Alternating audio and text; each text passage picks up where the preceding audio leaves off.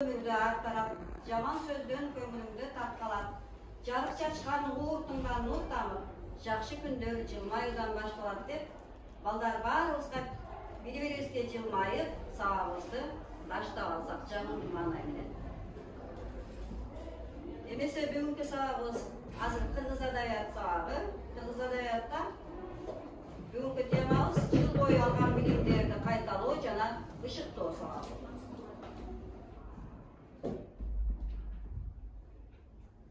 Бүгүнкү сабакта балдар жыл ичинде өтүлгөн элдик ооз-эки жана эл акындар чыгармаларына, кыргыз профессионал классикалык чыгыш адабиятынан, акын жазуучулардын жана алардын чыгармаларын кайдалап жана ышыктайбыз. Ошондой эле эне тилинде сүйлөө, ой жүгүртүү ишмердигине ээ болобуз. Жазуу жана ооз-эки көндүмдөрдөн өтөбүз. Эне тили аркылуу улуттук жана дүйнөлүк акыл ой мурастарын өздөштүрөбүз. Жан дүйнөнүн мыкты үлгүлөрү менен байытабыз. Ата мекенибизди, эне тилибизди, өз элибиздин улуу инсандарын баалай билүүгө, сүйлөө, мамилелешүү маданиятына, акыл эмгегинин маданиятына, достук, бир туугандык сезимдерге, жаратылыштык коргоого тарбияланабыз. Сааттын баштаар алдында мен окуучуларды 3 топко бөлүп алдым. Адаттагыдай эле биринчи тобубуз акындар тобу, экинчи тобубуз ырчылар тобу, үчүнчү тобубуз жазуучулар тобу. Биз мында буга чейин деле сааттарды ар дайым колдонуп жүргөнбүз. Топтордун башчылары болот. Ал башчылар топтун аягына чейин мен менен кошо, балдарды мен баалаганда кошо балдарды баалап кетет. Атайын өзүбүздүн ар дайым саатта колдоном критерийлерди иштеп чыгабыз. Ошо критерийлерге ар бир бааны коюп, акырында балдарды баасын чыгарат. Ошондой эле бүгүнкү сабагыбызда кайталоо менен, ышыктоо менен бирге илим билимдин үрөөнүн сээп, илим билимдин суусу менен сугарып, биздин алмабызды мөмөлөтүп түшүмүн алсак. Кандай дейсиңер, макулсуңар балдар? Анда эмесе сабагыбызды баштадык. Эң биринчи биз Кыргыз адабият сабагында үйгө тапшырманы сурап алсам, үйгө тапшырма силер менен бир Манас эпосунан эмне кылуу дегенбиз балдар? Үзүндү жаттап келүү дегенбиз. Анда эмесе ошо Манас эпосунан үзүндү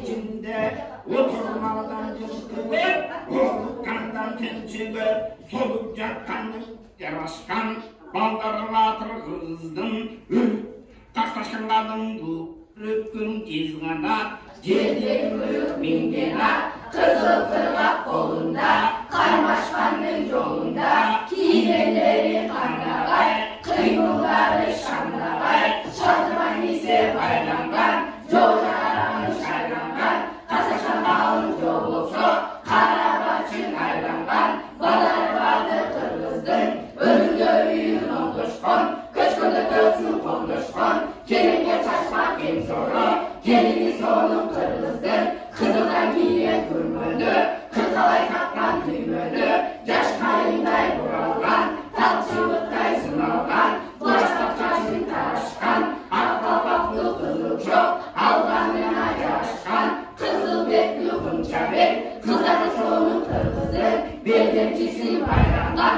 kınkıldağın baldağa, kırmız bere süt bere, kırmızılı bayramdan, kekli sonun kırgızdın, aklı sözlü şarkkan, hakikatlerin tarikkan, bana sucuklu bayıkkan, varın bilgen tarıktan, karısı sonun kırgızdın, teyze yerin bekleyin, teyze yaşlı kırgızdın, uzun gelin ana yapsın.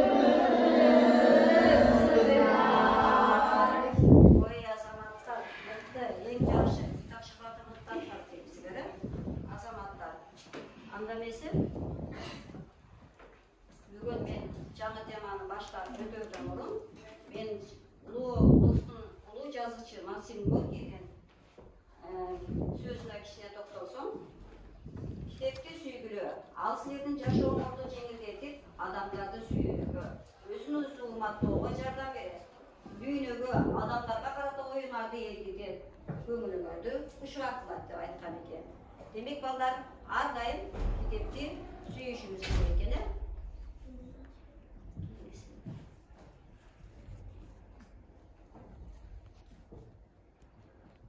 Biz bir yıl içinde bunu şu kitapti Kırgız Adabiyat kitabın okup bugün akıtı kaytalı jana ışıkta sorağımızda öte olacağız. Bu kitap bizge bir yıl içinde ne verdi? Kitap bizden özünün acayip dünyasında jetelep, andan biz de ötken kılımlardan жаңырып болған epos, dastan, ulamışlar menen tanıştık. Жаратылыштын сыйкулдуу күчтөрүнө саякат жасадык. Биздин бүгүнкү бактылуу балалыгыбыз, бактылуу турмушубуз үчүн кара жанын карчылган жигердүү эл баатырлары, элибиздин башынан өткөргөн оор күндөрү, өрнөктүү адамдардын өмүрү менен тааныштык. Ошону менен бирге көптөгөн билимдерди алдык. Ошо билимдерибизди азыр биз бир аз кайталап алсак, алгач биз ошол китепти эми эң алгач эле элдик ооз эки чыгармачылыктын бай казынасынан Манас эпосун үйгө тапшырмай кеттим эле. Азыр кайтылады. Андан кийинки эпосубуз Кожо жаш эпосун өткөнбүз 7-чи класстын башында. Анда биринчи ошо Кожо жаш эпосунан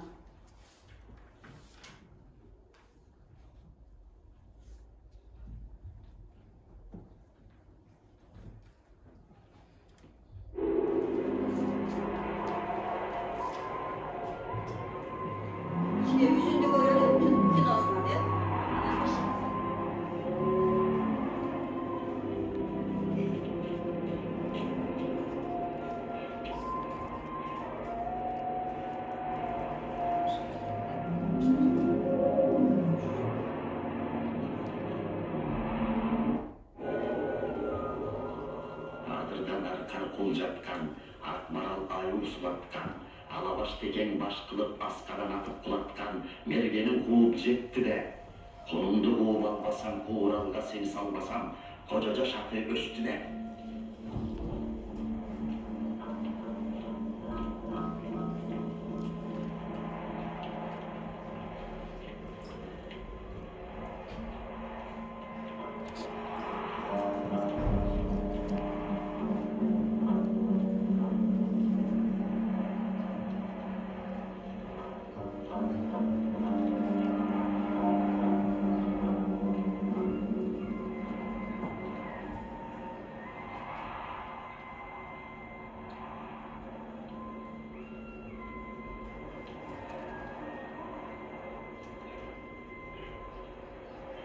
Kualap karmak жетip al. Жете алсаң эгер өчүң ал. Жете албасаң шер туш ол. Төбөсү бийик көк урсун. Төшү түктүү жер урсун.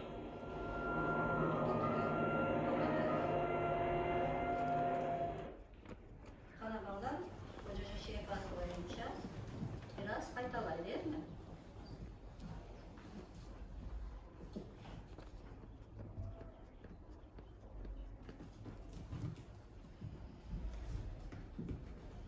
Kim emni de alат işte.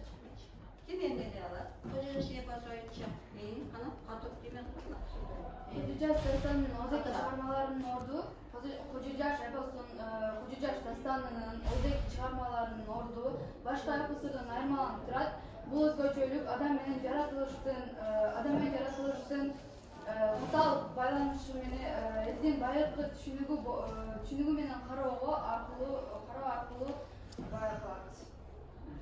Азамат эң жакшы.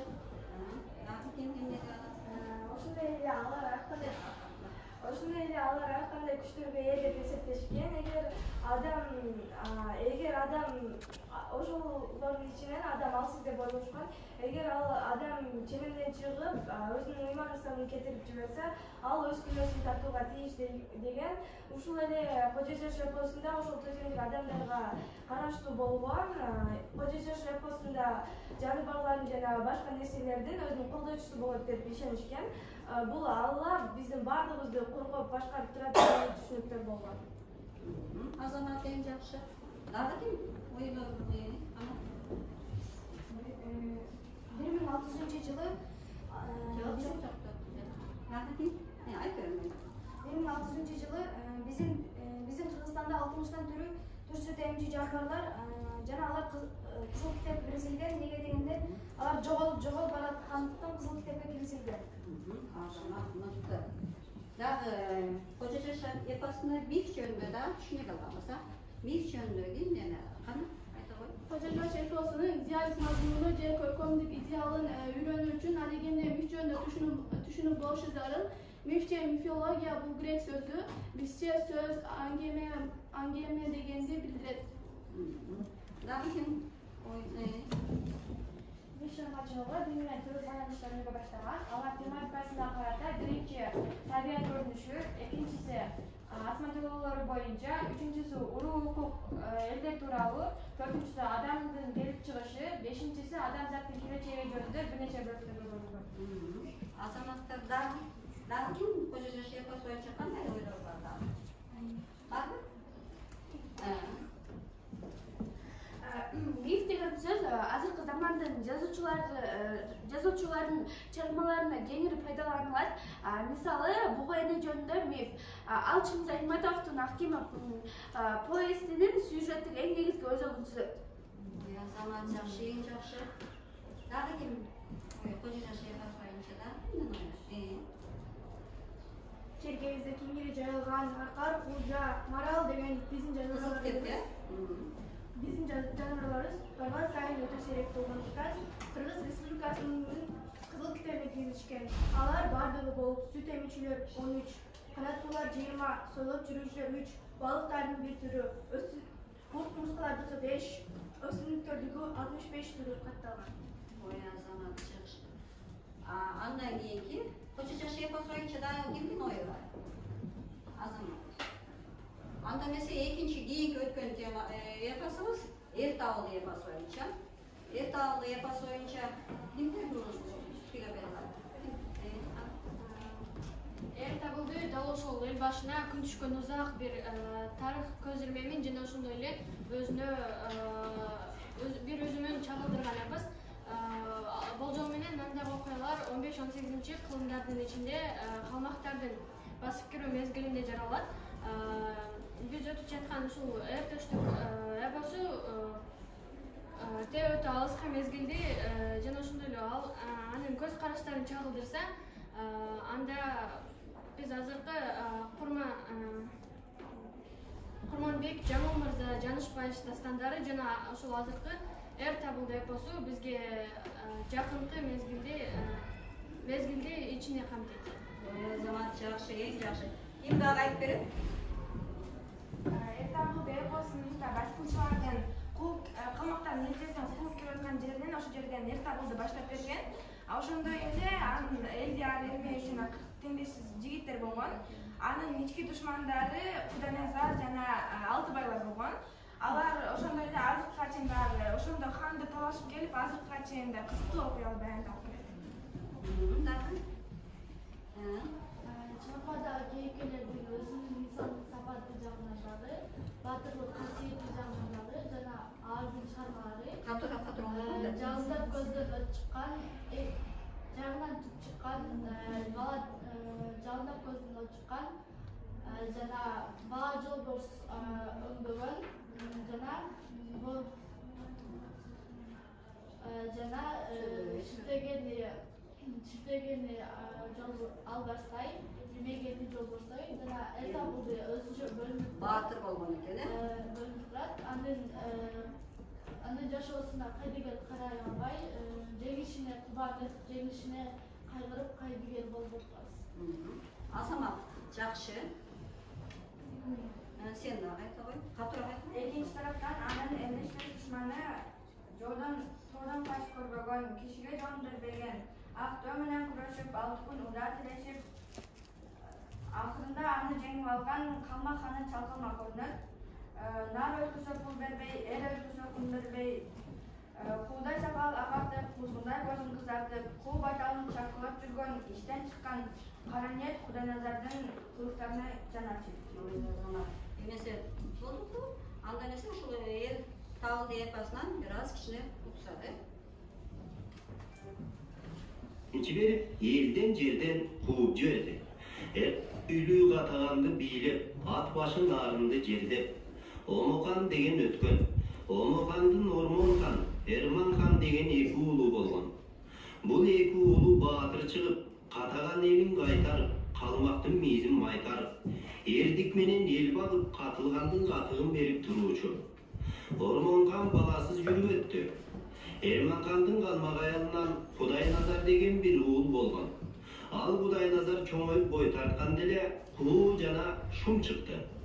Кудайназардын 7 уулу болду. Алтыбай, Кенжебай, Олжобай, Аргынбай, Чаргынбай деген балдары өзү менен тең өсүп, Кудайназар өзүн өзү бийлеп, өз алдынча сүйлөп, бөлөк айыл болуп, бөтөн сууга конуп, Эрман-хандан эл талашып, эрегишип, басташып, кармашып чыкты.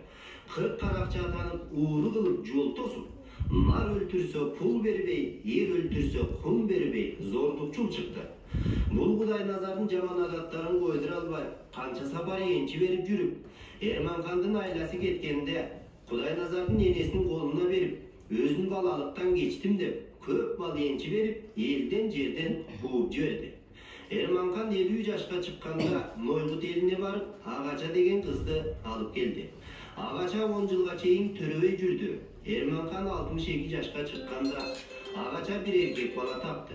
Атын табылды коюп, эл журту сүйүнүп, карып кеткен кезинде Эрман-хан эркек балалуу болду дешип, эл той берип, таң тамаша кылып тарашты. Эрман-хандын көңүлү жай болуп, кубаттанып калды. Агача жана бир кыз тапты, атын Кардыгач койду. Демек, түшүнүп алдыкпы балдар? Анда эмесе кийинки бөлүгүбүздө өтөлү. Китебибиздин экинчи кийинки бөлүгүбүз эл акындары чыгармаларынан. Эл акындары чыгармаларынан биз Токтогул Молдокулуштун Шамыт ханымынын Чүй баянын, Токтогул Сатылгановдун санат насыяттырларынан, ошондой эле Бакалы Топтун ырларынан өтөбүз. Анда эмесе эми экинчи бөлүгүбүз ырларга көңүлдөсөк, ана балдар кимдир ким ушул ырлардан көркөм, жакшынакай кылып айтып берип атат. Кимдин ыры? Чүй баяны. Молдокулуштун Чүй баяны. Мен айтамын санатты, казалдарды көп жазам, канча таптап агарды. Мыс токмок каланы, келип орус жай кылды. Жылгын башы таланы, каршы теш көп тизди, карагайга араны. Дагы ким айтты? Болуш коюп бейшайла белге борун белгизди. Жылгын башы таласы, жылгындары көп экен. Айыл кону билгери, жокто саачу жер экен. Эми кала орноду баш аягы таланын. Баш аягы таланын. Ат чабындай болжолу тиккен багы тереги. Тиктеп турса адамдын эсе жетер болбоду. Самат эң жакшы. Токмокко шаар толоптур, арулуктан көбөйүп, туган базар болуптур. Мынганын баарысы маңдайына чыгыптыр. Кара коңуз кербени калың шаар кылыптыр. Абайласаң токмоң эки жерде соорусу, каколу да мужугу, баарын бир болушу. Кызыл сууну шамшыры эгин жай кылган. Самат эң жакшы. Бастырып жүрсө жол бербейт, араба менен чамасы, дуканга кирип караса, дүйнөлөр сонундар, аңкайып карап турасың, адамга жетпейт санасы. Самат жакшы. Анда Токтогул Сатылгановдун санат насыяттырларынан. Элин содо эринбей, бекердикке берилбей, эркин менен жумушкул, эринчек жалпоо edilbeyni. Эрдин күчү соң темир, эрүтүгө эр керек, эч катын болбосо эгин айдоо керек. Эр жигиттин белгиси, эрчи болот, темер. Ташбай. Эр жигиттин белгиси, эрчи болот, темер, күчү бар дешеккөн, күлүп чайнап берет. Эр жигит. Азамат жакшы. Өзүн өзү асырайт, уруулукка алынбай, уяттан ойлоп арубак, ушак сөзгө чалынбай. Түрүнүп иштеп эр жигит, кишең барда ташайна, илетиңди түзөтүп, иште десең ашкайда. Эгин айдап чөгүм чап, эмгегиңден пайда тап, азамат болсоң ак иштеп, азыр көптүр малынбак. Эр жигиттин белгиси кайраттуу болот жалындап, Өз қолыңда болбосо оңойдуу оокат табылмак. Өзбөй жүрүү калбайсың, жан аманат ойлоп бак, өлтүрөшпа түрүңдө өрө салды ынтымак. Азамат эң жакшы, дагы жакшыраак айтыш керек. Карыздар болбо сут колдон, бардык малын сүт кылат, бир жылда 2 туудуруп, жарым соңун бут кылат. Убагында бербесең, бийге салат туткулап, бий болуштар башыңан айрылдаган жут кылат. Азамат жакшы, эң жакшы. Токтогул Сатылган уулунун санат ырынан айтып кетейин. Аргымакты жаман деп, буданды кайдан табасың? Агайыңды жаман деп, тууганды кайдан табасың? Тууганына батпаган, душманына жалынат. Болбош ишке арамза, болумсуз ишке малынат. Кийинкисин ойлобой, кишинин көңүлү калынат. Жакынына жакпаган, жат кишини жагынат. Канды Кудай урарда, калкына жаман кас болот. Байды Кудай урарда, дөлөтүнө мас болот. Ой, Азамат эң жакшы. Кышты Кудай урарда, кышты Кудай урарда, күн жылындап жаз болот. Эрди Кудай урарда, элиндер жаш болот.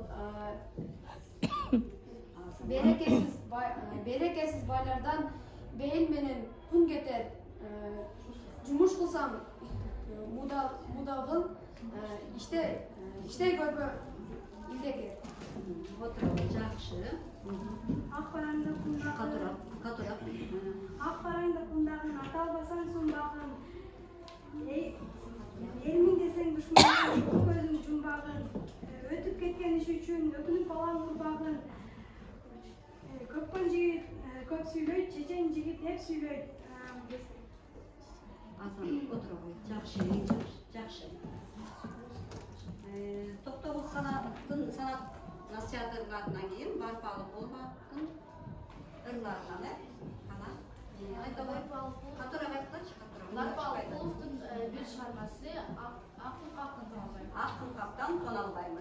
Ак каптан тоналбайм. Ак кылычтан сымалбайм. Аркимди барып бир мактап, аны жок иши болалбайм. Кызыл капты албайм, кызыл тилден сымалбайм. Кызыл талап билер, кызыкчысы болалбайм. Сүйлөш үчүн тил керек, ырдаш үчүн үн керек, сөз окунат бир маселеде чыналып. Ырчы болсоң кызмы бол, ак жарандайса беле, буданы болбой замандын булуу болбой жакшы катуураак айткан. Ырчымын деп мактанба, талып басын кызылдын, карап басын коңурун, өз жолгосун чапканда, алтынды көрүп алданбай, алтыныңдан камалбай, ырдай билгин жатканга. Ларпалуулуктун алар топ көркү келбетей болбосо. Талаанын көркү кайда гүл болбосо, гүл ачып кубат албайт, күн болбосо, акындар ырдай албайт, тил болбосо, душманын жазган абы сүр болбосо, тоолордун салмагы аз таш болбосо, узакка кабар жетпейт кат болбосо, жигиттин намын чыкпайт март болбосо, ак бетте кызыл болбойт нур болбосо. Азамат жакшы, жакшы. Чарбанын көркү кайда кой болбосо, кишинин саны кайда бой болбосо, көзөгөн максатыңа жете албайсың. Колуңда бардык жара бүт болбосо, арыктын көркү болбойт, тал болбосо, чарбанын көркү болбойт, мал болбосо. Жакшы деп атасың, канаттандыралы. Анда эмесе кийинки бөлүмүбүз кыргыз профессионал адабиятынан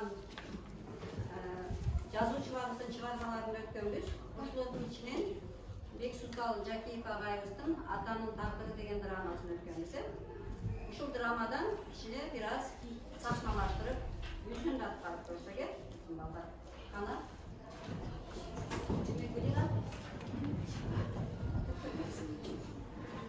Бексултан Жакиевдин Атанын тагдыры драмасынан өзүндө көрүнүш.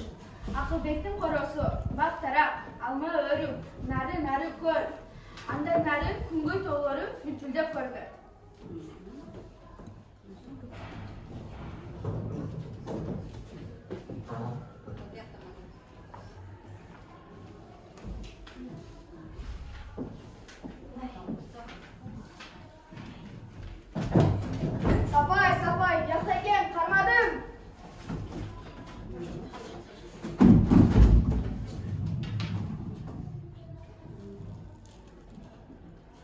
Ай, ишке барбаганыңызга келесиз. Неге мен жепкен бала качтым? Келе жепкен. Кепкен. Кеткеле коромдон дей. Азыр бирди көрүп каласыңар. Бер болсаң бир тип көрчү. Кургат дейсиңби?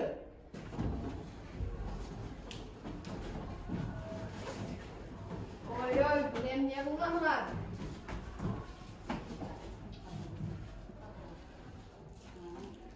Чоң ата, биз Жеңишбекти чакырып эле келгенбиз. Өзү дей? Ой, жеңгентай, кантет. Бир ачуңду мага берчи. Ошол драманы окуганбыз, эмне драма жөнүндө айта аласың ата? Драма туруп, Бексудам Жакиев бул атам тагдыры драмасында бир гана Акылбектин өзүнүн жашоосун гана эмес, ал ошол согуштан кийинки мезгилде да чагылдырылган. Акылбекке окшогон адамдар өзүнүн канча алган балдарын жоготуп, эч качан өмүрүн үзбөй ошол жол карап өмүр карашкан. Ал ошол Акылбек кандай кыйналса дагы ошол өзү ошого окшогон адамдар ошончо кыйналганын чагылдырылган. Демек, драмадан ошол идея болгон экен. Андан кийинки бөлүгүбүз классикалык чыгыш адабияттын өткөнбүз. Бул классикалык чыгыш адабиятынан Расул Гамзатовдун Менин Дагыстаным китебинен үзүндү. Ошондой эле анын ичинде Энетил деген ырын окуганбыз. Аны балдар эсипке салабыз. Расул Гамзатова Менин Дагыстаным, анан Энетил боюнча. Кана Энетил ыры боюнча ким айтып бере алат мага? Көткөн жакшыраак айтыш керек. Эмне бир көрбөйт адам түшүндө, өз өлүмүм кирди бүгүн түшүмө. Жаткан экен бул каталбай окуйт, түшкү сутта Дагыстанын түзүндө. Шар агымы окшоп өмүр мезгилге, тоо дайрасы мага жакын сайдагат. Бүттүм эми керегим жок эч кимге, денем чирип топуракка айланат. Тирүү жан жок, мынтип өлүп жатканда, бир адамдын дошун жалбайт кулагым. Жалгыз гана бүркүт шаңшып асманда, жана эликтин кышкырганын угамын. Дагы айтышып атады, ой Азамат эң жакшы. Мага көр адамдардын жанында. Бири дагы кара болуп турган жок. Жаштайымда жер кылган чагымда, аны тасын кошуп окуп бир жатам. Азамат жакшы, эң жакшы дагы айта кой. Жолдошбек ортосунда чыгара. Мына ошентип жалгыз этсем дегенде эки адамдын сүйлөшкөнү угулат. Канга сиңген менин аба тилимде. Азамат жакшы. Дагы ким айтып берди? Анда эмесе балдар айта кой. Эне тилим эч убакта унутпайм. Эне тилим энем сымаларды аттайм. Элим үчүн жерим үчүн деп жүрүп. Эне тилим эргүү менен сен угам. Эне тилди унутпайбыз, эне тилди сыйлайбыз. Эргүү менен кыргызчага бардайбыз. Эне тилим эмгек кылам сен үчүн. Билим алып сени менен жашайбыз. Ой Азамат жакшы. Демек Расул Гамзатовдун Энетил чыгармасына алар тили болсо, биздин тилибиз кайсы тил балдар? Кыргыз тили. Биздин ата мекенибиз кайсы тил? Кыргызстан. Кыргызстан жөнүндө айта аласыңарбы балдар? Эмне дей аласыңар? Кыргызстан бул башка материктерден эмнеси менен өзгөчөлөнүп турат. Кыргызстан бул Евразия материгинде жайгашкан. Ал ошо башка өлкөлөрдөн тоолору менен өзгөчөлөнүп турат. Ошол 100%ден 50% ошол Кыргызстанда жайгашкан. Көп эле адамдар бул Кыргызстандын жаратылышы менен суктанат. Көбүнчө туристтер келгенде Кыргызстанды бир жылга жакын эс алышат. Кыргызстанды бул 5 сымал деп өзүнчө көп рахаттанышат. Бунун ошо абасына, жаратылышына, суусуна, тоолоруна суктанышат. Дагы кимдин ой? Дагы кандай ойлорду айта аласыңар? Эң жакшы. Биздин Кыргызстаныбыз ушундай эле популярный болуп келатат. Азыр биз Кыргызстанда жашап атабыз, Жалал Абад шаарында турабыз азыр. Жалал Абад шаарында эле өзүбүздүн курортторубуз бар, Асланбаптар бар. Жандай Асланбапта дем алып, туристтер келип көбүнчө ушул Кыргызстанда дем алып кетишет. 1 жыл, 2 жыл дем алғаны келишти туристтер. Ой, азамат, дем алғаны келеткені таза ауа. Кыргыз Республикасы ажыраган кооз өлкө жана Кыргызстанда жашаган мен үчүн бир рахат. Жана ошондой эле мен Кыргызстандагы Чыңгыз Айтматовдой улуу жазуучулар жана ошондой эле өз мекени үчүн жанын кыюуга даяр болгон Манастай аял болгондугуна карабай душмандарына бетме-бет чыккан Курманжан Даткадай улуу адамдар менен жашоо мен үчүн бир сыймык. Ой, азамат, эң жакшы. Дагы ким айтып кетти? Мен Кыргызстанда тууганымга сыймыктанам. Себеби Кыргызстандын жаратылышы өтө кооз, көптөгөн кооз жерлер бар. Мисалы, Ысык көлү, Сары Челек көлү, Сулайман тоо, Бурана жана көптөгөн кооз жерлер бар. Ысык көлүн Кыргызстандын Белбети деп атап коюшат. Азамат, дагы. Кыргызстандын ошол жаратылышын көрүп кетүү үчүн туристтер чет элден келишет. Дагы ким айтып кетти? Дагы, бар? Кыргызстан жөнүндө.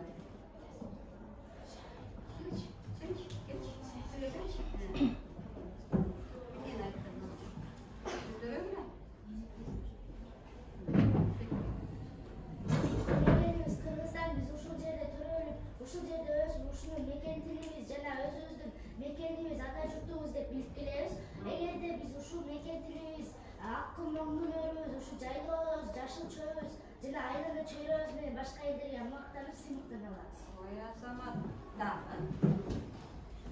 Биз Кыргызстанда жашайбыз. Бул Кыргызстаныбызда биз төрөлгөндөн бери ушул кыргыз тилибиз биз өзүбүздүн жүрөгүбүзгө сиңип, каныбызга сиңип жүргөн тил болуп эсептелет. Бул кыргыз тили биздин ошол көптөгөн тилдердин арасынан эң жакшы бир бөлүгү болуп эсептелет. Биз Кыргызстанда жашаганыбыздын себеби биз ошол туристтер келип бизге ошол жакшы жерлерибизди көрүп, кереметтүү ысык көлүбүзгө келип эс алып кеткенди жакшы көрүшөт. Азамат, биздин эне тилибиз кыргыз тили экен, мекенибиз Кыргызстан экен. Борбор шаарыбыз кайсы? Бишкек. Ana Бишкек. Айтып беріңізші, Кыргызстан жөнүндө. Кыргызстанда 7 облус бар. Биздин борборубуз Бишкек. Биз өзүбүз Жалал Абадта жашайбыз. Биздин курортубуз бар, Арсланбап жамак бөлмөбүз бар. Жана Азамат, отурабай жакшы. Сенчи? Айтпечи, эмне айтып Кыргызстан жөнүндө? Биз Кыргызстанда жашайбыз. Биздин кооз жерлер аябай көп. Андан сырткары нелер бар? Окуу жайларыбыз бар эмес? Дагы. Сыймыктанган Манас атабыз менен сыймыктанабыз, Чыңгыз агайыбыз менен сыймыктанабыз деп айтышты. Дагы кимдин оюнчу сен айт. Биздин кыргыздар соң жерлер бар. Биздин Манас атабыздарга чоң макталар Ата бабаң өскөн жери экен, туулган жери экен. Манас ата бабаларыбыз ушул даражага жеткизгенине биз абдан ыраазыбыз. Биздин Манас атабыз болбосо биз кыргыздар жок болуп, бул жерде башка мамлекеттер басып алмак. Бизди коргоп келген батырлар Манас атабыз Курманбек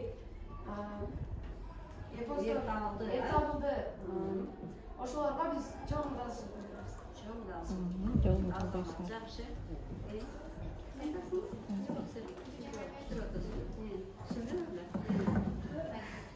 Кыргызстан жөнүндө эмне айтып атасың? Кыргызстан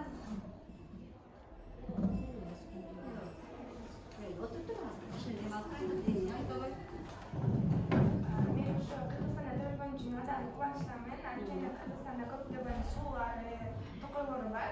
Мисалы Арсланбопто жамак токою бар. Ошондой эле ошо Кыргызстанда эле бизде Сары Челек көлдөрү бар.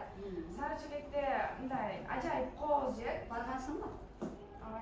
Арсланбап баргансыңбы? Андан кийин ошо Кыргызстанда мындай улуттук тамактар дагы аябай жакшы. Улуттуу жашайбыз, улуттар көп улуттуу өлкө. Кандай улуттар? Мисалы Кайсы улуттар жашайт? Индустар жашайт. Индустар жашаат, да? Өзбектер көбүнчө Калдык ел. Анан кийин ошондой эле Кыргызстандын улуттук тамактары бизде биринчи беш бармак болуп эсептелинет. Андан кийин суусундуктарынан бул шоро, бозо, кымыз жана кырыктар менен Улуттук тамактарынан кеткенсиң, Азамат жакшы. Дагы ким ой айтты? Айта кой. Мен Кыргызстанда жашайм. Жана Кыргызстанда кол бийик тоолор бар. Жана бизди билимге үйрөткөн мугалим эжекелер бар. Жана мен чоңойгондо Кыргызстанга тигүүчү болом. Жана улуттук кийимдерди тигип чыгаруучу болом. Ой Азамат мыкты. Демек улуттук кийимдер менен камсыз кылат экен, Азамат эң мыкты. Жана айттыңы, дагы барбы калгышлар Кыргызстан жөнүндө сүйлөп турган? Анда эмесе, Азамат. Жана айттыңы биздин эне тилибиз кыргыз тили эле. Ушу кыргыз тили жөнүндө азыр кыскача чапкан эне тилим кыргыздык деген темада эссе жазабыз. Эсседе бүгүнкү кыргыз тилинин абалы, сенин оюң, эне тилинин тазалыгы дегенди сен кандай түшүнөсүң, эне тилибиздин тазалык сактоочу сен кандай иш кошо аласың? Ошондой эле жана сүйлөп кеткен Кыргызстан, Кыргыз Республикасы жөнүндө дагы жазсаңар болот. Чакан эссе жазабыз. Кана балдар, кетти алар.